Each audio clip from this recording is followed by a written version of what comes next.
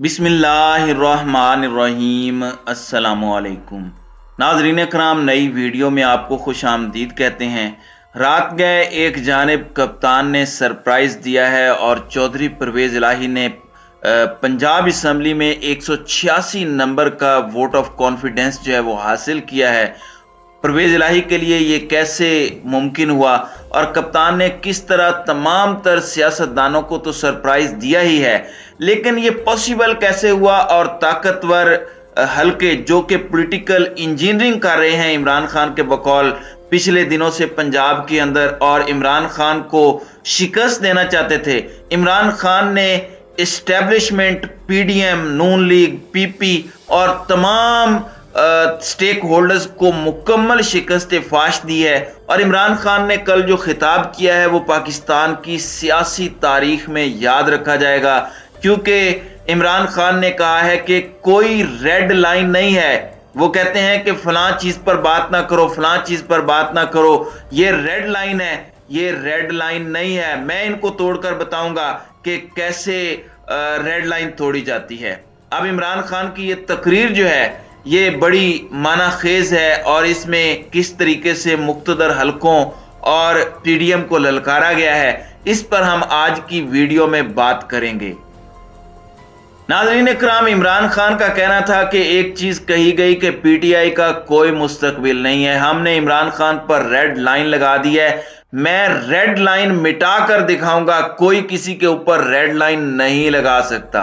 पार्लिमानी party Punjab के अरकान से वीडियो लिंक के जरिए खिताब करते हुए इमरान खान का कहना था कि चुन चुन कर अरकान असम्बली पर दबाव डाला गया। मुझे मुजफ्फरगढ़ के टाइगर बता रहे थे कि 5 लोगों के जमीर खरीदने के लिए 1.25 अरब रुपए की पेशकश की गई। उन्होंने कहा कि हमारे अरकान असम्बली और हमारे इत्तेहादी को पहले कहा गया कि पंजाब पाकिस्तान मुस्लिम लीग नून में चले जाएं, फिर धमकियां भी दी गई कि अगर आप नहीं जाएंगे तो ये हो जाएगा। इमरान खान का कहना था कि एक चीज कही गई कि पीटीआई का कोई मुस्तकबिल नहीं है। हमने इमरान खान पर रेड लाइन लगा दी है। लोगों को डराया जा रहा है कि हमने इसको माइनस कर दिया है, इसका मुस्तकबिल नहीं है। कल इमरान खान ने एक जबरदस्त चपेड़ मारी है बिहाइंड द सीन, नजर ना आने वाली और इनविजिबल फोर्सेस को, और उन्हें बताया है कि इस वक्त रेड लाइन सिर्फ इमरान खान है। इमरान खान का कहना था कि किसी के ऊपर रेड लाइन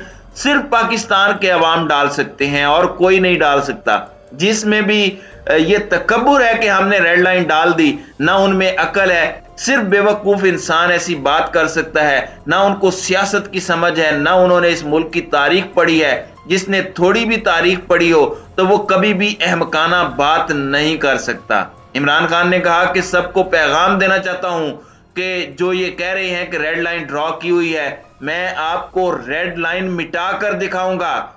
कोई किसी के ऊपर रेड लाइन नहीं डाल सकता। जो रेड लाइन डाल रहा है उसको तारीख और सियासत की समझ नहीं है। कौम जब फैसला कर लेती है तो आप जितनी मर्जी इंजीनियरिंग कर लें, नतीजा वही होना है जो पिछले ज़िमनी इंतखाबात में हुआ है। इमरान खान ने विक्ट्री टारगेट के हवाले से बात करते हुए कहा कि पंजाब के नंबर्स पूरे हो चुके हैं और मुझे विक्ट्री नजर आ रही है। और उन्होंने कहा कि बहुत जल्द इन लोगों को नजर आ जाएगा कि ये किस तरह शिकस्त खा जाएंगे। हमारी कोशिश होगी कि अपनी 2 असम्बलियां तहलील करके कम से कम 2 सूबों में इंतखाबात हों। मैं इन 2 सूबों में मुहिम चलाऊंगा। कौम का मिजाज जानता हूं। इंशाअल्लाह भारी अक्सरियत से हमारी कौम हमें फिर से इक्तदार में लाएगी। इमरान खान ने कहा कि 9 अप्रैल को जब मैं अपनी डायरी लेकर घर पहुंचा तो जो भी समझ रहे थे कि रेड लाइन डाली, सबको धचका लगा कि जब 10 अप्रैल को पाकिस्तान के अवाम सड़कों पर आ गए। एक हुकूमत जिसको हटाया गया हो, आज तक पाकिस्तान के अवाम ने मिठाइयां तो बांटी हैं लेकिन कभी लाखों लोग नहीं निकले। उनका कहना था कि फैसला किया गया कि हम डंडे के जोर से अवाम की राय को तब्दील करेंगे। कौन सा जीनियस ऐसा सोच रहा था? मैं हैरान होता हूं कि कौन ऐसे फैसले करता है जब पता है कि अवाम किधर खड़े हैं। इसके बावजूद उन्होंने फैसला किया कि भेड़ बकरियों की तरह डंडे के जोर से इस लाइन पर लगाएंगे कि हम चोरों की किसी तरह मान लें। नाजरीन इकराम, दर हकीकत इमरान खान ने इसमें जनरल बाजवा और उनके चेलों चाटों को मुखातिब किया है। किस तरह से जनरल बाजवा ने پورا زور لگایا پچھلے ایک سال کے اندر کہ کسی طرح سے عمران خان کو سیاست سے باہر کیا جائے۔ عمران خان کے ساتھ کیا کچھ نہیں کیا گیا، کیا کیا کیسز نہیں بنائے گئے، انہیں قتل تک کرنے کی کوشش کی گئی، لیکن آج آپ دیکھ لیں کہ عمران خان اسی جگہ موجود ہے مگر جنرل باجوہ کا نام و نشان نہیں۔ عمران خان نے کہا کہ بھارت کی آئی ٹی کی برآمدات 2000 میں 1 ارب ڈالر تھیں، آج ان کی برآمدات 140 ارب ڈالر کی ہیں۔ یہاں کسی نے توجہ ہی نہیں دی، کسی نے طویل المیعاد پالیسی ہی نہیں بنائی۔ ان کا کہنا تھا کہ معیشت ڈوبنا شروع ہو گئی، نظر آ رہا تھا کہ ان کو معیشت کی کوئی سمجھ ہی نہیں ہے۔ جب بھی یہ اقتدار میں آئے ہیں انہوں نے یہی کیا ہے۔ 1999 میں جب ان کی حکومت گئی تو معیشت بینک کرپٹ تھی، جب یہ 2018 میں حکومت سے گئے تو پھر ملک بینک کرپٹ ہو گیا، 5 سال میں برآمدات نہیں بڑھی۔ عمران خان نے کہا کہ ہم آزاد خارجہ پالیسی لے کر آ رہے ہیں، یہاں غلام ذہنیت کے لوگ بیٹھے ہیں جن کو یہ پسند نہیں آیا، ان کو تو غلامی کرنی ہے۔ وہ تو سمجھتے ہیں کہ جب تک ہم کسی سپر پاور کے جوتے پالش نہ کریں پاکستان سروائیو نہیں کرے گا، انہیں خودداری کا پتہ ہی نہیں ہے۔ عمران خان نے دعویٰ کیا کہ خوددار خارجہ پالیسی کے باوجود ہمارے آخری سال میں ریکارڈ معاشی شرح نمو تھی، سارے معاشی اشاریے مثبت تھے۔ جب سے یہ آئے ہیں آج یہ حال ہے کہ نریندر مودی کا چھوٹا سا کلپ چل رہا ہے کہ پاکستان کیسے بھکاریوں کی طرح دنیا میں پھر رہا ہے، جو ہم ابھی جنیوا گئے تھے۔ ان کا کہنا تھا کہ اتنا بڑا وفد جنیوا میں لے کر جانا جب بھیک مانگنے جا رہے ہیں، اتنا بڑا وفد سب سے مہنگے ہوٹلوں میں ٹھہر رہا ہے، زیادہ تر لوگ زوم پر بات کر رہے ہیں۔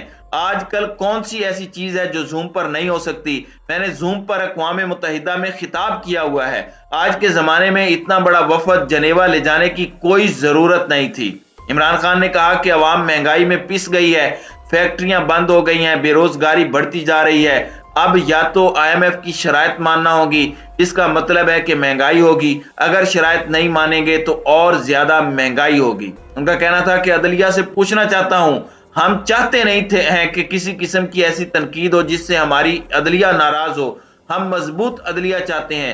ہماری پارٹی کے لوگ کیا جرم کر رہے تھے جو لوگوں پر تشدد کیا گیا، اٹھا کر لے گئے، تھانوں میں لے کر گئے، صرف اس لیے کہ ہم پرامن احتجاج نہ کریں جو ہمارا آئینی حق ہے۔ عمران خان کا کہنا تھا کہ مجھے افسوس ہے کہ ہمارے بنیادی حقوق کی حفاظت کیوں نہیں کی گئی۔ ہم کس کی طرف دیکھیں؟ ہم عدلیہ کی طرف دیکھیں گے۔ 25 مئی کو 2 لڑکے شہید ہوئے، ہمارا کیا جرم تھا؟ 26 سال کی سیاست میں ہم نے کب انتشار پھیلایا ہے؟ انہوں نے کہا کہ ہم نے فیصلہ کیا کہ آئینی حق اختیار کریں گے اور اسمبلی تحلیل کر کے انتخابات کروائیں گے۔ الیکشن جمہوری عمل ہے، ہمیں اس سے روکا گیا، ہر قسم کے حربے استعمال کیے جا رہے ہیں کہ کسی طرح ہم پنجاب اور خیبر پختونخوا میں انتخابات نہ کروا لیں۔ میں سوال پوچھتا ہوں، جو لوگ یہ کہتے ہیں کہ ہم جمہوری ہیں وہ الیکشن سے کیوں ڈرتے ہیں؟ ان کا کہنا تھا کہ یہ اس لیے ڈرتے ہیں کیونکہ انہیں پتا ہے کہ یہ جب بھی عوام میں جائیں گے انہوں نے ہار جانا ہے۔ عمران خان کا کہنا تھا کہ آصف علی زرداری عوام میں نہیں نکل سکتا، پیپلز پارٹی کے لوگ اس کی تصویر نہیں لگاتے کیونکہ ان کو ووٹ نہیں ملے گا۔ ان کا کام کیا ہے؟